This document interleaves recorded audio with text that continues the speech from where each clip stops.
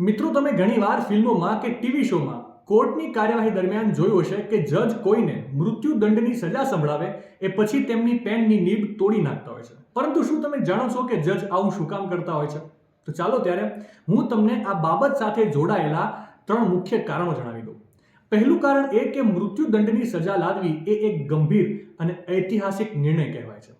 જ્યારે પણ ન્યાયાધીશ આવો ચુકાદો સંભળાવે છે ત્યારે પેનની નીબ તોડવી એ વાત દર્શાવે છે કે આ નિર્ણય હવે ઉલટાવી શકાતો નથી અને તે અંતિમ નિર્ણય છે.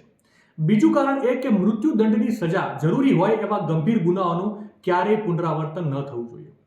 ત્રીજું કારણ એ કે મૃત્યુદંડ લખવા માટે વપરાતી પેનનો ફરીવાર ક્યારેય ઉપયોગ ન કરવો જોઈએ. વાસ્તવમાં બ્રિટિશ શાસન દરમિયાન જ્યારે ભારતમાં અંગ્રેજી કાનૂની વ્યવસ્થા અમલમાં હતી ત્યારે ન્યાયાધીશો મૃત્યુદંડ સંભળાવ્યા પછી તેમની પેનની નીબ તોડી નાખતા હતા. તેમનું માનવું હતું કે મૃત્યુદંડ લખવા માટે વપરાતી પેનનો ફરી ક્યારેય પણ ઉપયોગ થવો જોઈએ નહીં. આમ ન્યાયની પવિત્રતા જાળવી રાખવામાં આવતી હતી. આજે આ પરંપરા ન્યાયિક પ્રક્રિયાનો એક ભાગ બની ગઈ છે, જે હજુ પણ મોટા ભાગના દેશોમાં અનુસરવામાં આવે છે.